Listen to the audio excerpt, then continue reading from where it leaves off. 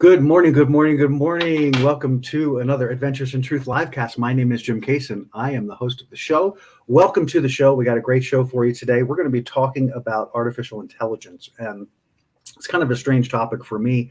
We're not really specifically, we're going to get into some of the AI stuff in detail, but really talking about this whole sort of the consciousness of AI, the idea of it and the energy of it and how we're using it and how it's being brought into the world. And understanding kind of, like everything, it's all about energy. It's all about how it's produced. I think it's amazing the things that I've seen happen in my lifetime with regard to technology, with regard to, everything I have around me. I mean, the fact that I'm sitting here having this conversation with you is an extraordinary thing. And there are a lot of things about AI that are a part of this. I was looking at some of the things, some of the best examples of AI, in case you think that we're not inundated already. Face detection and recognition, text editors and autocorrect, search and recommendation algorithms, chatbots, digital assistants, social media, e-payments. Those are just a few of the places, examples where AI is already a part of our experience.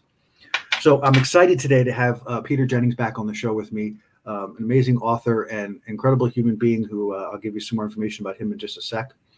But we're going to talk deeply. He actually suggested the topic, so I'm even more excited because I know he's got some things he wants to kind of throw out on the table, and then we'll walk through this together in really looking at the energy of it and what motivates it. Because I think that, again, fear is a choice. We have the ability to bring these things into the world and to create these things. And are we creating them from what space are we creating from? What energy are we bringing to this? And how much of it is being used to trigger more fear, and how much is just triggering all the way across the board, so that we're adding a lot of fear to a process that doesn't require it. But is that because of how we feel about it, or is it because of the way it's being utilized and the way it's being created? So we're going to kind of go into all of that a little bit today and see where we get with that. In the meantime, we're going to take a short break, and when we come back, we're going to talk about my favorite thing, which is my book. We'll see in just a sec.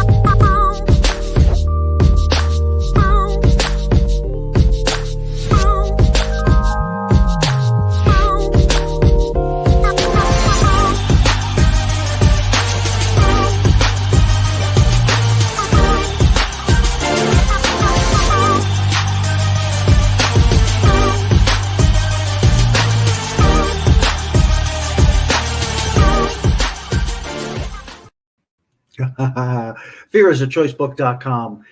Please check it out to learn more about my book, Fear is a Choice. But before we go there, I just wanted to say, if you are out there and you're watching or listening, If you'd like to interact with us, you can tap into the lives all over Facebook, and particularly at the Adventures in Truth Facebook page. If you have questions or comments, we'd love to hear them. We'll bring them on the show, and Peter and I can interact with you guys here on the show. Fear is a Choice book. Thank you for all of you who have ordered the book, for those of you who have reviewed the book. If you haven't had a chance to offer a review, I'd so appreciate it, because it really helps more and more people get to be exposed, and it shows up in searches and shows up in Amazon in a more pronounced way. So all of your help there is appreciated, but that you are reading it, that you are getting from it what I intended, is extraordinary, and I appreciate you all for out there for doing that.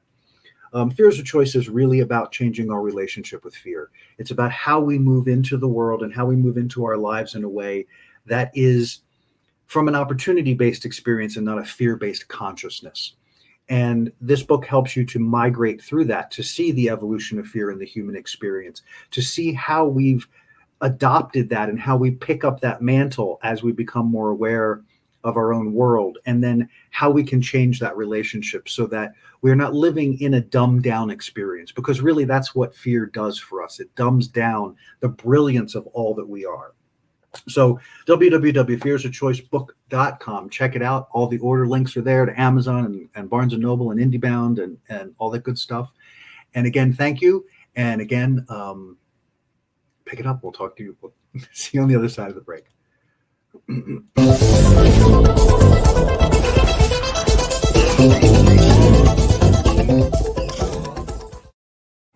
All right, My World is Good. We'll go through My World is Good. This is the year of conscious creation.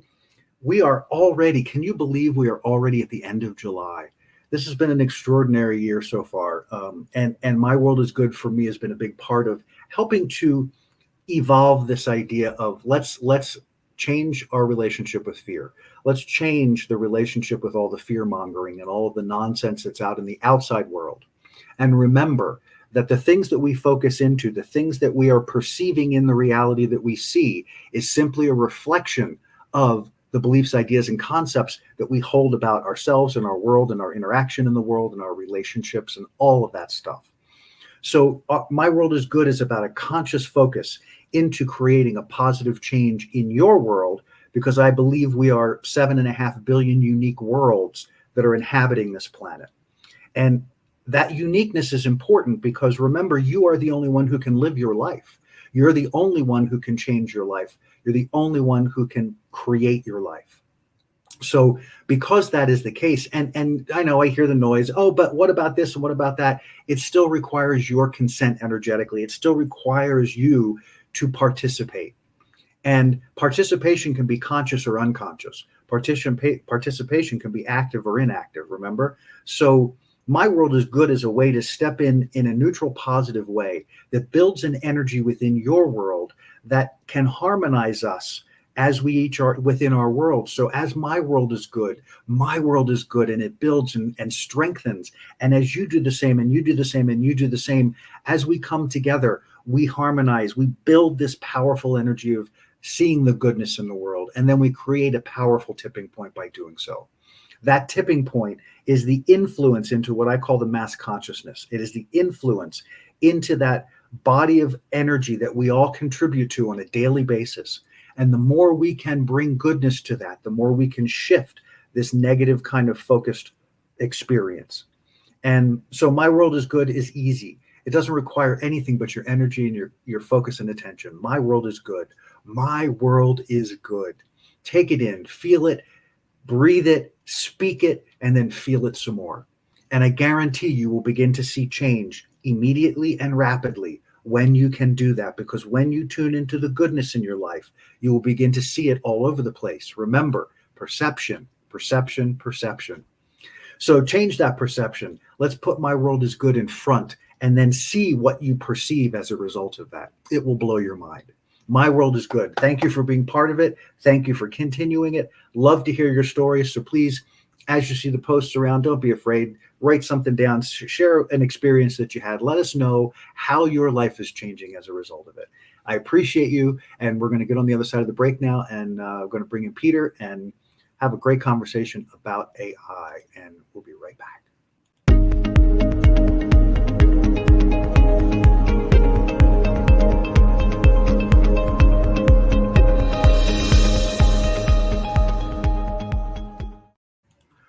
right, guys.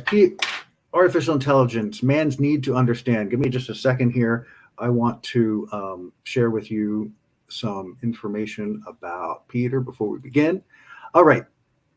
Peter has written a whole ton of books. Peter Jennings is a creative nonfiction writer and acclaimed author whose books include, and I'll reference some of these, but the current book, Pushing the Boundaries, is holy criminy, I'm having trouble with my buttons today.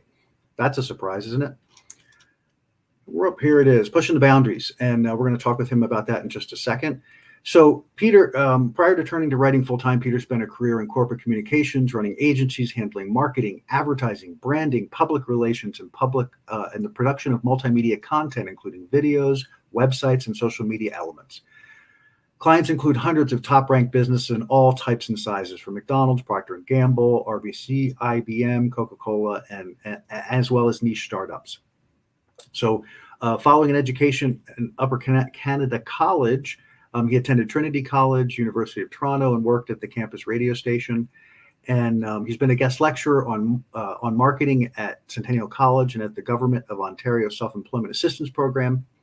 And so in addition to all that, he's also an incredible author who is now written a new book, and I'm bringing him into the fold. Hi, Peter. Hey, sorry, all over the place this morning. I am a little bit. Good to see you, Jim. And by the way, my world is good because of you, sir. Well, thank you. No, seriously, I really enjoy talking with you, listening to you. I always feel better for interchanges like this. The other thing I want to say, and folks, I'm not saying it just because Jim is here, but Fear is a Choice is a great book. Read it. It's deep. It's detailed.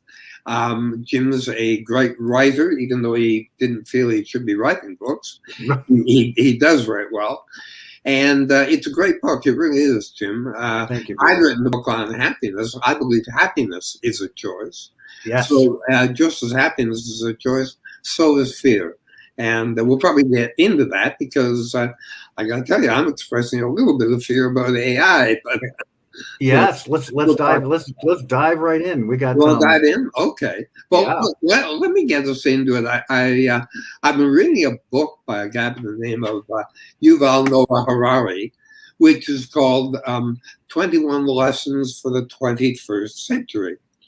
And he talks about in 2017, so what's that, 4 years ago, Google's AlphaZero program defeated the Stockfish 8 program at chess without ever losing in 100 games.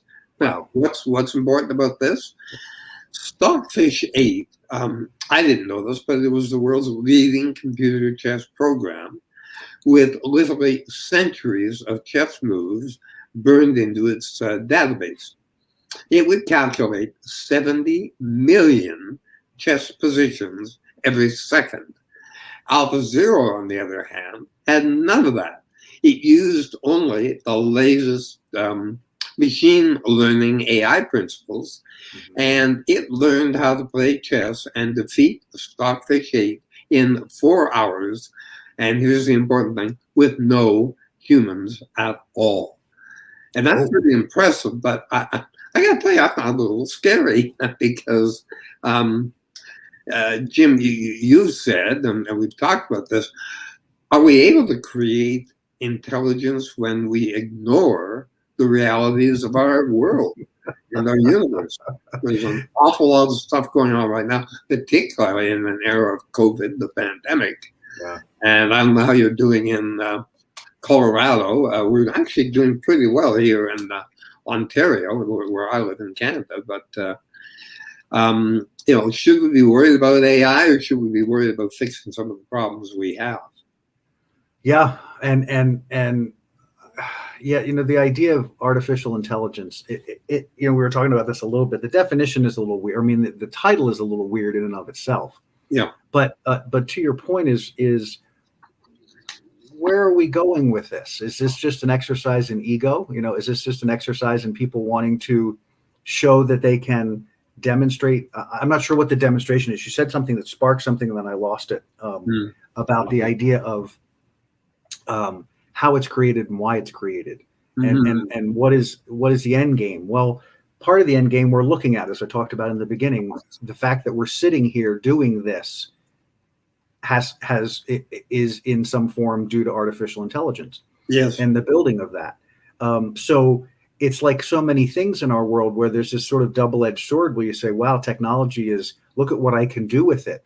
And then the flip side of that is, look at what can be done to me with it. Yeah, exactly. And that, I think, is the dilemma, Jim, because you're right. I mean, technology is amazing. You've cited a number of examples where AI has been very helpful. There is talk that AI will be very helpful with illness, extending our age, and lots of good stuff like that. But if it's left to get out of control, where does it go? I mean, we live in an era where young people today are not having one career, as I pretty much did. They're having several careers. Now, you've done that, Jim, so you've bopped around. But, is AI going to change all that? Are we going to not have jobs because computers and robots and whatnot will be doing it all? And where does that leave us? Some people would say, hey, that's great. I don't want to have a job. Well, okay, but how are you going to earn money to put food in your belly and have a place to live and a car to drive or whatever, Yep. So, I had something interesting I want to throw in the mix before we go to break. I don't know if you're familiar with Florence Scovel Shinn. She's an author. She wrote Florence. I can't remember the name of the book. But the concept of the book was that we have managed to create the Watchman's Rattle, I think it is. Okay. We have created already, without the advent of AI, we have already created on this planet problems that our mind has no ability to solve. And here we are creating more things that have the potential for being problems that we don't have a way of managing. If you're imbuing something with a level of ability, intelligence, how do you manage that? How do you, the other piece of this that I want to dive into a little bit too is I remember reading years ago this idea that in creating realities and in experiencing alternate realities and things of that nature, that we do that every day, in the sense that, where do you think movies come from? Where do you think books come from? They are all part of this consciousness, our consciousness. These are alternate realities that we are bringing into the planet as a viewpoint of potentiality. And here I am in my own life going, movies that I saw in the 70s that we thought were like, that's silly. What are you talking about? I mean, even something silly like Back to the Future, which is like 50 years old or 40 or whatever it is. And flashing forward to now, when we hit 2021, when Marty came back, and I'm not trying to get goofy about it, but I'm just like, this is so interesting that it's evolving in such a way that we're getting to see some of the stuff that we grew up looking at showing up as things in our actual world. We can talk to a watch. We can, we can do all of these things. So I want to kind of get those juices flowing, because I want to take a moment here and get into some focus because of the topic particularly, but I want to give us a few minutes to just focus in to that moment of focus. So we'll be right back, Peter. I'll have you back in just a second. We're going to dive into that. All right.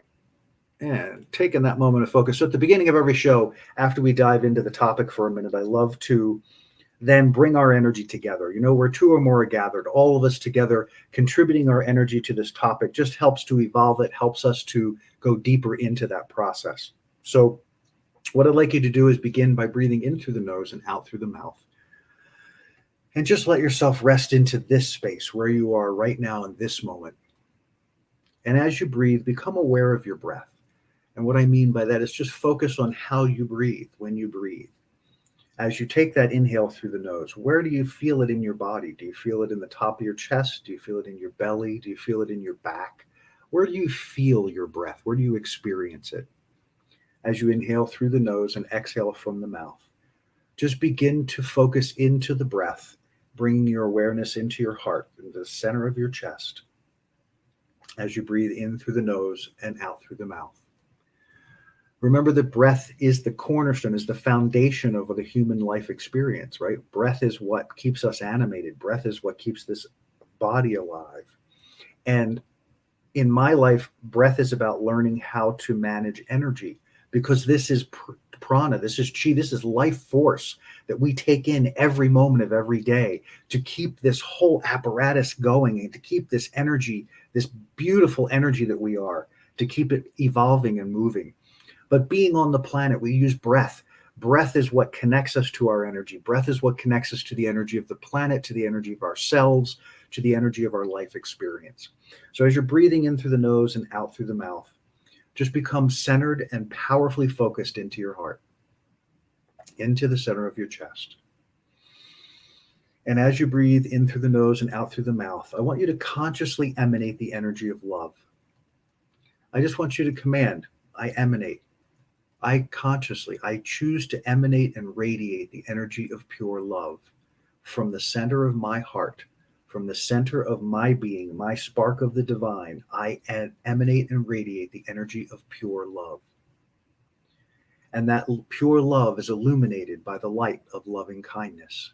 And as you breathe in through the nose and out through the mouth, palpably feel that energy as it emanates into your field, as it moves from the core of you out into your field, experiencing this pure, unconditional love illuminated by the light of loving kindness. With each breath, as you inhale, that energy becomes larger. And as it moves into your field, experience it as a giant orb of pure, unconditional love. And then within that orb, see it lit up with the light of loving kindness. And be in that experience as it expands. And notice how far away from your physical body that orb expands in order to embrace your field, in order to embrace the energy of all that you are. And as you do that, feel that warmth, feel that energy as it saturates your field, that love saturating every element of your field and illuminating you with the light of love and kindness, so that you are a beacon of love. You are an expression of that love. Any energy moving out of you is moved through that space of love, so that what you share is filled with that energy. Energy that comes into your space that you interact with is also filtered through that love, because of that giant orb of beautiful energy that you carry. And as you continue breathing in through the nose and out through the mouth, just be in that bath, be in that shower, be in that extraordinary embrace of unconditional love as you feel it and experience it. And let's take a moment now and focus into the breath. We're going to inhale to a count of 4. We're going to hold at the top. We're going to exhale to a count of 6, so that we purge and release all of that excess energy and air. And then we rest into that void space, the emptiness that I call the place of anticipation for the next moment. And so as we focus into the breath, we inhale to a count of 4, inhaling 2, 3, 4. Feel that fullness, relax the shoulders and the neck, and then consciously releasing 2, 3, 4, 5, getting it all out, 6, good, and resting in that void space for just a moment, feeling the emptiness, and then choosing and engaging the lungs as you inhale, 2, 3, 4, holding, embracing the fullness, feeling the richness of the fullness, and then choosing to surrender it right now in the breath. 2, 3, 4, 5, 6. And as that breath leaves you, just be in the space of allowing, be in the space of anticipation as you engage the lungs and inhale. 2, 3, 4. Feeling the fullness, feeling the relaxation of the fullness, and then consciously choosing to surrender.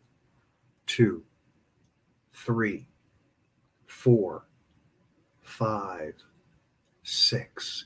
And again into that space of allowing, that space of anticipation in the moment of creation, inhaling as you engage the lungs, 2, 3, 4, and then resting at the top. And then surrendering it, 2, 3, 4, 5, 6, and staying and relishing the emptiness, relishing the void, that space of creation. And now continue that breath cycle on your own for another few rounds, staying focused deeply into the process, staying relaxed in the process of creation. Every breath is a moment of creation. Every breath is something new, because you're taking new energy, you're releasing old energy. And you do that hundreds, if not thousands of times a day. New moments of creation, every moment. You can simply stop and tune into that moment of creation to realign your energy, to realign your focus as you continue to breathe through this cycle. And now just let these words wash over you as you continue through the breath cycle. I am the evolution of God realized as matter. I inform and guide this expression as the pure expression of God. I show up as God. I connect as God. I align as God. I am creation realized. And from that, I create, I expand, and I engage. I am. And breathing that in. And just allowing yourself to relax into this moment as you bring yourself present once again, coming back into the conversation as we pick up with Peter diving more deeply into the process of AI. You're waking up. You always put me to sleep for those next. I'm not meaning to put you breathing and I'm not off. Takes you into that quiet place. It sure does. It's wonderful, Jim. Thank you for that. Getting back into the conversation, I think that up until now, we've had a fairly linear, logical development of concepts and inventions, ideas. Let's go back over 100 years ago when the Wright brothers flew a Kitty Hawk. And from there, they started developing better, faster, better built airplanes. Charlie Lindbergh made it happen by flying to Paris, to prove you could, in fact, go long distance. And from that, we got into TWA and various companies, and then jetliners, and eventually into space rockets and whatnot. That's all been fairly logical. AI, on the other hand, I think one of the things that I do find a little scary, if you will, is that it avoids a lot of that logic or that progression. It just goes, bam, we're off to the next race. And what are we going to do? Are we going to control that, or are we just going to let it happen? There are algorithms being prepared right now by scientists and data people that are allowing artificial intelligence to kind of interpret our emotions. And when you get into that kind of thing, well, then we're talking about computers becoming the Justin Biebers and Beyoncés of the world, making art like Frida Kahlo, writing books like Shakespeare. I mean, where does this stop? Yeah. Well, the question, I guess, really becomes, how do you control the development? Again, in the old days, it was natural, it was progressive, it happened. Now it's just slam, bang, thank you, ma'am, we're off and running. And that to me is a little scary. I don't know how you feel about that, Jim. Yeah, I'm with you there. And this segment I intentionally said as arrogance or consciousness. And as you were talking, I was vacillating back and forth and thinking, this is really interesting. Can it be anything? So we still strive to understand what this mechanism is called our brain. And then beyond the brain, we still strive to understand what is the mind and how does it work and what is consciousness. and things that we have still very little understanding of. Yes. And yet we want to create an artificial example of it. And I thought, oh, well, that's interesting. Well, maybe it's a way of putting it outside of ourselves so that we can begin to better understand, except where I found the flaw in my thought process is you can't create what you don't know. Mm-hmm. So all you know is ego. And I say ego because it's the best way I know to describe that chunk of consciousness, but it is that human bound consciousness. Yes. that is the part of us that runs the physical bodies on the planet. So we are recreating the ego in an artificial environment to help us run our world when we already let our ego run our world because of our lack of consciousness. Mm-hmm. Mm-hmm. Is that a conundrum? Would that fit under conundrum, or would that fit under just plain stupid? Yeah.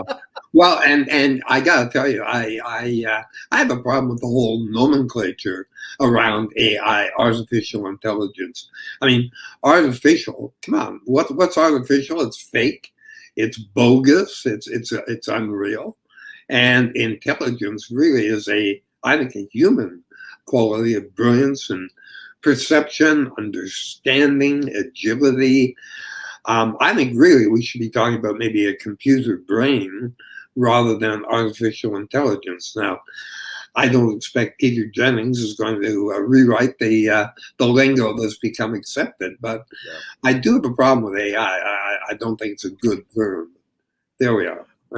So, and I don't disagree with you. I kind of, as I kind of contemplate more deeply into this, going, this is really interesting. Why do we want to add another layer of brain? Our minds are actually, interestingly enough, this is as artificial as the intelligence they're attempting to create, right? If we understand philosophy, or we understand the spiritual evolution, or the evolution of energy, this is no more real than the artificial intelligence that we're creating. And you kind of go, again, why would you? I get it, because it's helping so many things come to fruition on the planet. Mm-hmm. But again, balance. Where is the balance here? Where is the? I think you see this and I'm referencing movies because it's so interesting. Those windows into other realities. The continual theme of all of those types of movies is that there's a juncture in the movie where you go, where the lead character has some experience about the lack of love, or the lack of connection, or the lack of the important human element that doesn't exist in AI, and the ramifications of that experience, where we become more distant from each other because it's all artificial. Yes. And that's not a good thing. It comes right back to the whole happiness nature. I think we talked last time, Jim, about the professor at Harvard who's written a book called Bowling Alone. And it's the reason that Finland, for the third or fourth year running, is the happiest country in the world. And that's because over there, and in so many other places, they believe in community. They believe in people being together, doing things together, talking together, solving problems together, dancing together, whatever. But community is so important. And here in North America, we're losing our sense of community, to your point.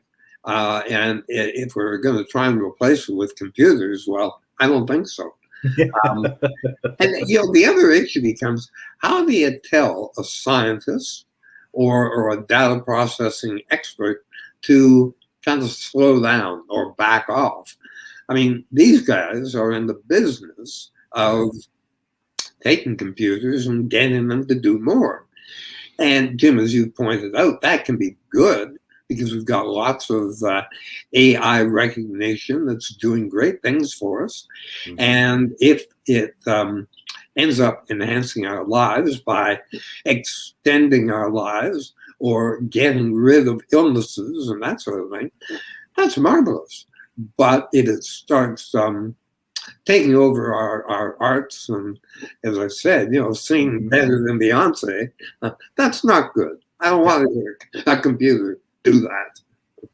I'm with you on that one. And this is a good note. We're going to take a quick break here, and we're going to dive into the next segment when we come back. But when we come back, Peter's going to share some of the amazing work that he continues to do in his writing and talk about whatever it is he's going to talk about today for a few minutes with y'all. And we're going to do that right after the break. So we'll be right back right after this. Whoops.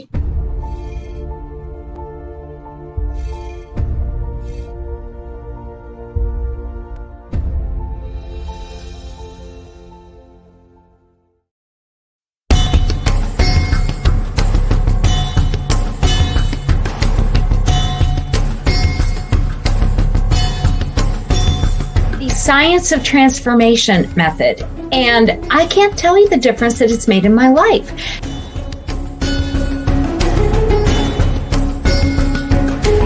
This program is all about you coming into the greatest form of you.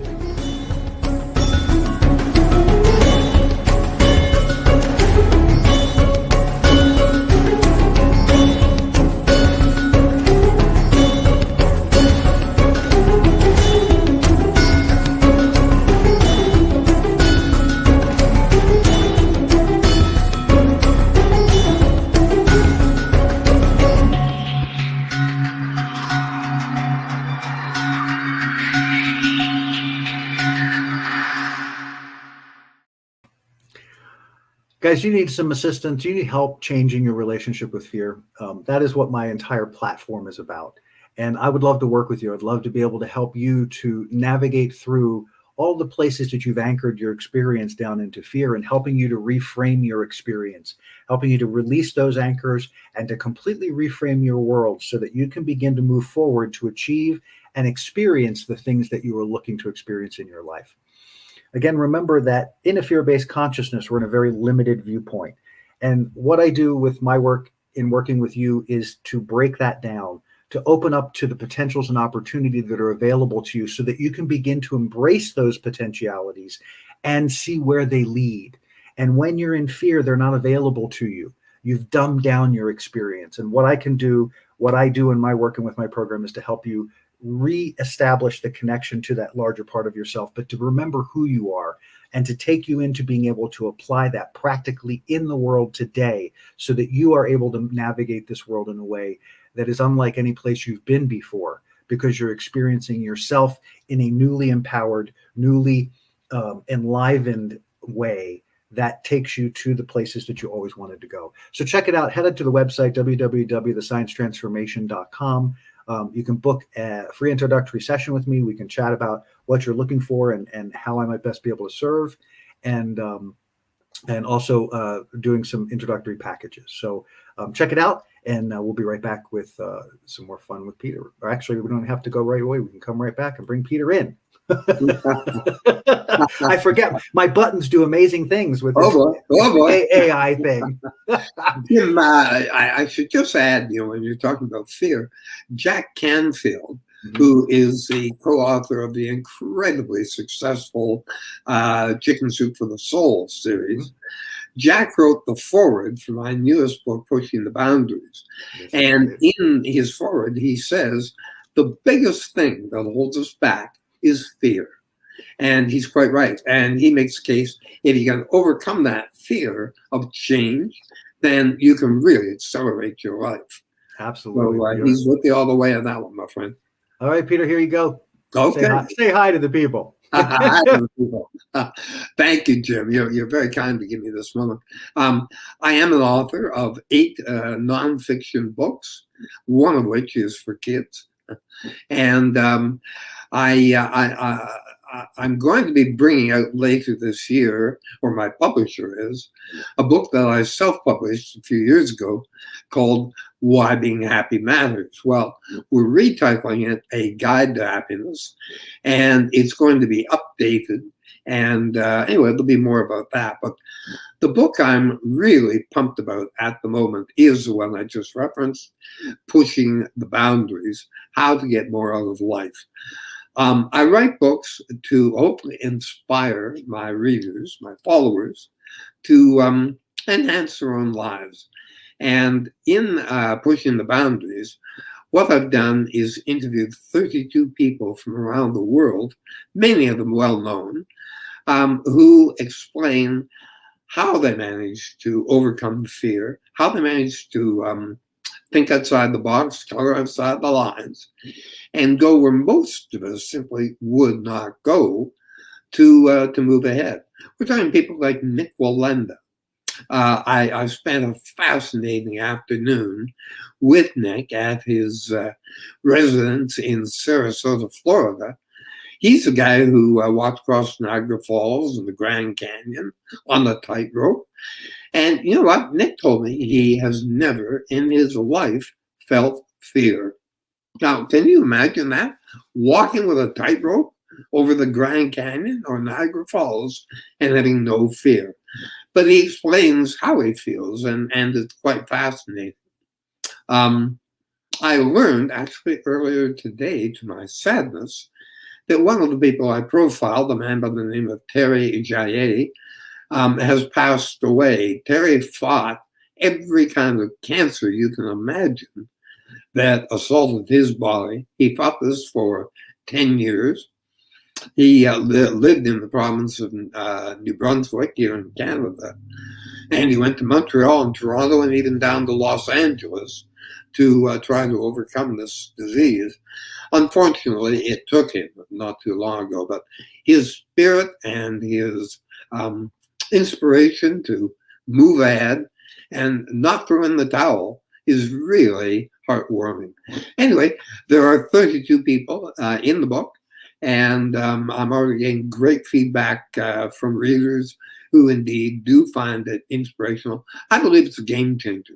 I really believe it's a book that can change people's lives. So you can find out more at pushingtheboundaries.life, and you can order it on Amazon, all the usual places. So, Jim, thank you for allowing me to talk about the book, and maybe we should get back. We'll talk more about AI. Absolutely, and I'm just going to throw it up here one more time and give them that. I didn't have that address, so could you give us that address one more time? Pushingtheboundaries.life. Pushingtheboundaries.life. Perfect. It tells you who's in the book. It tells you all about the book and how you can order it, and it's selling very well, I must say.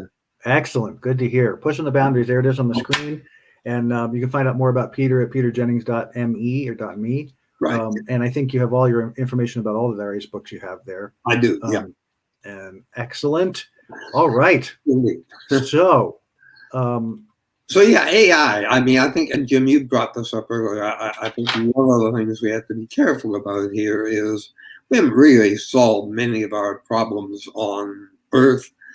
To do with climate, to do with politics, to do with disease, money, You know, it's like Elon Musk and Jeff Bezos and Richard Branson spending billions of dollars to go into the edge of space.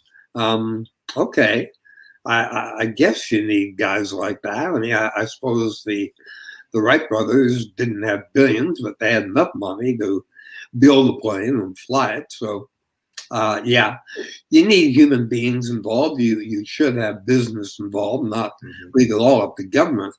On the other hand, those billions of dollars that those guys are spending, and by the way, not giving anything to taxes, that's a whole other subject. Should they be spending that money on improving our lives rather than going into the edge of space? It's a whole other dilemma, but it's like AI.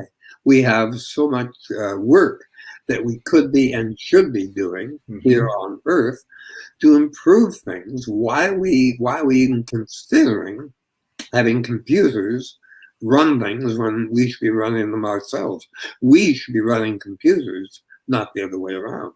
Yeah, definitely. I agree. And I think it's, as we move into the next segment, talking about, are we building tools of control or tools of freedom? And this is slowly building us into this conversation about how much of this is driven by fear. How much of this is being used to drive fear. That's the part of it that concerns me is, as you look at, it's so hard anymore to see really genuine stories of things that are about positive change and growth because they're underpinned by fear. They're underpinned by, see, you don't need to be as afraid because now we have this thing, as opposed to now you can be free of fear because we have this thing, because we have this ability, because we have this. And here we are again in this dilemma of creating something artificial that we haven't mastered naturally. Right? We have no mastery of conscious and unconscious. We have no mastery of how to focus our intention. We know that for many, the idea is that we use will to create, and will is not the point of creation. Will is force. Will is making things try to happen. And so things don't come as organically, and they're not developed organically because we're not coming from that place where we're, oh, how is this helping us free ourselves from the binds of the trappings of the subconscious mind? How are these things creating a freedom within our experience to express all of who we are in a safe way that allows us to connect more deeply because we're not afraid to be. You can't be artificial intelligence. You can apply it, you can use it, but we're still human beings having this experience. And so are these tools really about developing more freedom? And if they are, how can we utilize them to experience more freedom, to experience more liberation, more joy, more of the things that we're here for? Well, Jim, I think, and I have given thought to this, I think that what we ought to be doing with artificial intelligence is deploying it on specific applications, not just saying, hey, let's build better computers and bigger computers and load them up with all sorts of memory. Or better ways to get your money. Pardon me? Or better ways to get your money. Or better ways to get your money. That's all the list that I read earlier is all about how to get more money. Yeah, that's true. The automobile industry. I mean, there are lots of Joe jobs, monotonous, tiresome jobs that humans don't like doing and are done now by robots. Well, that's great because that was an application and people designed computers and AI to do that. I mentioned earlier, healthcare. AI should be able to help us solve some health dilemmas. They should be able to help us live longer, disease-free lives. Because, hey, my mom died last year at age 100.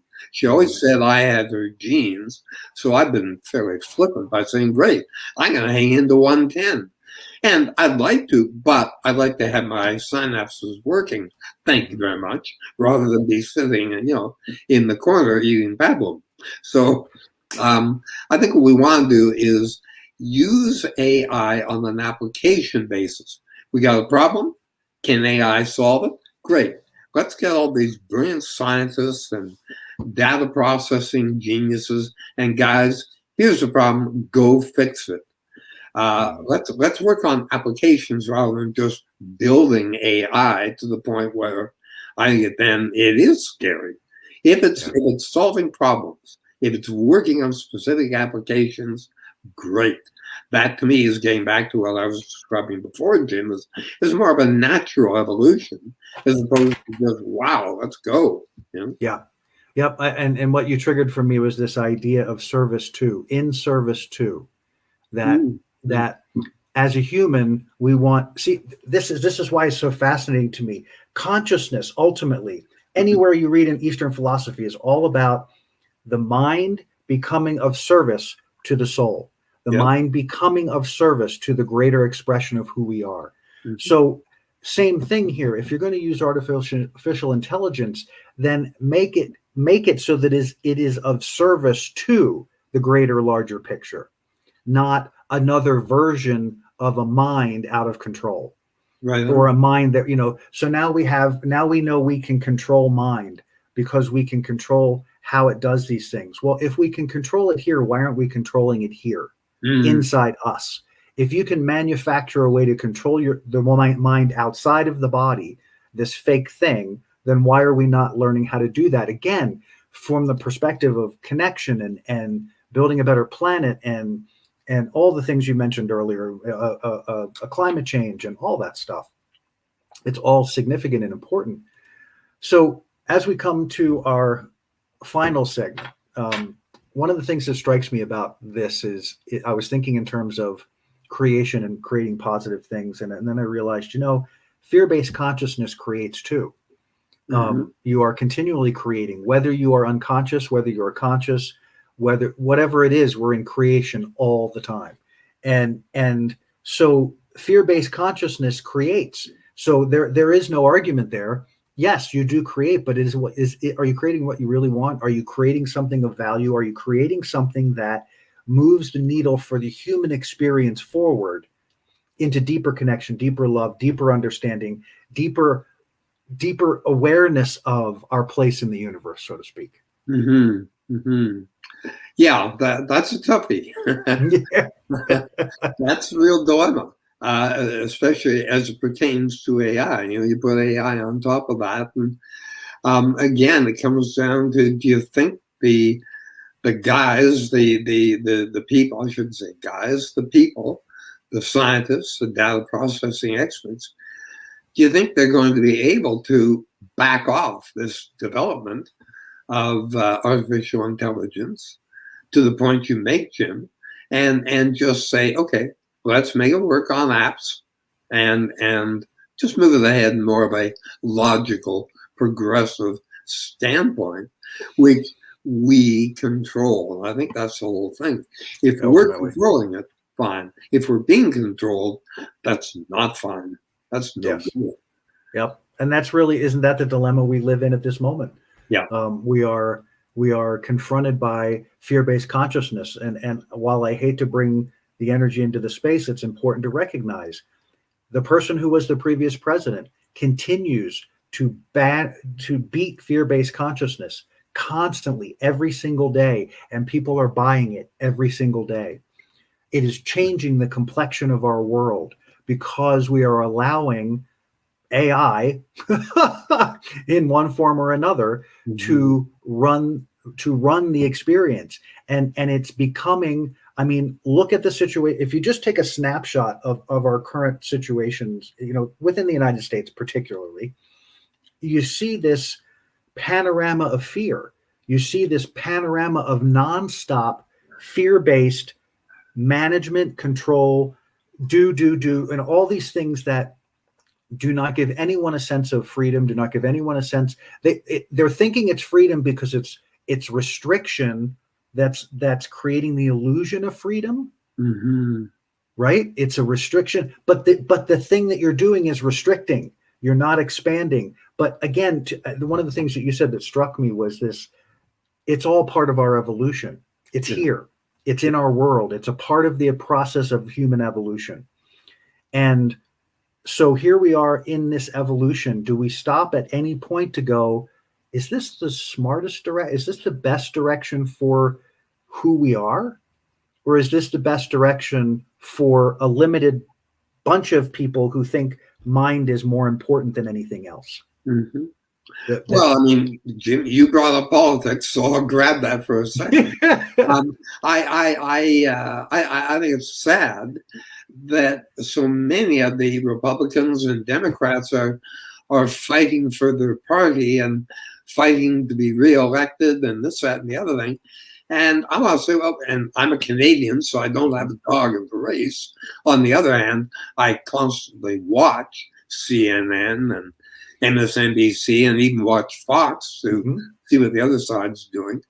And they go, like, when are you guys going to stop and say, let's get together and do things for the country? Let's make the U.S. the best place in the world, as opposed to this fighting between parties. It's very sad to me that it's devolved to that. And you referred to Trump, but sorry, he's part of what that devolution's all about. Yeah. It's sad. And I don't know how to fix it. I'm not the guy who can fix it, but boy, I'd love to see your country just get back to saying, let's work on being the best country we can, not the best Democrat, not the best Republican, But well, and that's the challenge, I think, with the way things are so charged. Why do we want to bring a technology like this into an environment like this? Because it can only be used to separate, and it's already being used that way. It's already starting. That process has already begun to continue this divide process. So the question becomes, in the end, how do we? So how do we, as we bring the show to a close, how do we responsibly and in integrity to the human experience into why, all of us, I guess, have versions of why we're here. Because if you're coming from a purely religious perspective, then there isn't necessarily the same sense of impending doom necessarily, or a sense of, because it's already fear-based. That consciousness is already based in rigid fear. So it just becomes a challenge to me that so we have artificial intelligence. How are we going to integrate into our experience more deeply so that this thing becomes a tool rather than something else that we've lost control of, something else that we don't have a way to manage? Totally. We must use it as a tool. And as I said before, I think the best way to do that is to tell all these technocrats, okay, here's an app, whether it's automotive or whatever the heck it is, here's an app, design the best way to confront that app and make it the best using AI, sure. But then it becomes very focused, very evolutionary, very beneficial and helpful. And to your point, Jim, it does create freedom rather than hemming us in. Yeah, I was reminded in the intro online, I was talking about one of the examples that I used that I thought really lays a clear picture of how far off the mark we are, is our view of health. That our healthcare system, the healthcare system is designed around disease, not around wellness. Totally. And we're in a pandemic that no one that I've seen out in the world and at large is talking about wellness. They're talking about injecting chemicals to change the body structure, to battle something that they don't even understand. And yet there's no comprehension of the fact that if people were attending to their wellness, this would not be happening, because it would be a consciousness change. It would be an energetic change that shifts into a place of wellness. So, and we could spend another whole hour talking about that as well, but we couldn't need. But the point is very well taken. Wellness rather than sickness. Paying a doctor to keep you healthy, not to solve your sickness dilemmas. But as you said, it's a whole other topic. And I guess if AI is used to promote wellness, great. Yes. That's another app. Exactly. Another logical app. That's where it could be of value, because you can take, and I think that's been done to some degree, but it's only done to the degree that it keeps us still limited in our comprehension, and we still are beholden to the technology, and that's where I think it's backwards. Well, and as long as you have a Senator Paul arguing with Dr. Fauci the way they were doing, that again is so negative and not freeing at all. Right. Anyway, we're getting off topic, I guess. No. It's just perfect examples of. I don't think either side is right. I don't think either side, but there is one more humane side and one very less humane side. Right on. And is that a judgment on my part? Probably, but that's my experience of it. One's looking more humanely, so they both look like extremists, because one is pulling on the human level and one is pulling on the non-human level. Yeah. And the answer is not there in either place, in either extreme. So, we got to come back to the center. But Peter, as always, I'm overjoyed that you've been with me here again to have this amazing conversation. And I'm thrilled where the conversation went, because we got to touch on a lot of really cool things. And I want to give you the last 30 seconds to say whatever you'd like to say about our topic or whatever, to bring it to a close today, if you'd like. Well, thank you, Jim, and I would like to thank you for having me on with you yet again. I really enjoy our times together, and my world is good. My world is better because of spending time with you. I really mean that. And same to you, Peter. Thank you. Again, I want to encourage people to get Jim's book because fear is a choice, just like happiness is. And you will read the book and you will come away a changed person. And that's always a good thing. We always need to change our minds and refresh our thinking and come up with new ideas. So thank you, Jim Case, for doing that. Thank you for having me on. My pleasure, Peter. It's always good to see you. And looking forward to the next time. Indeed. Everybody out there, thank you for being a part of the show. We'll see you next time. Have an amazing week wherever you are, and we'll talk very soon. Have a great day. Bye, everybody.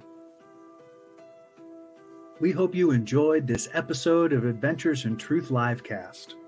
Please like, subscribe, and share.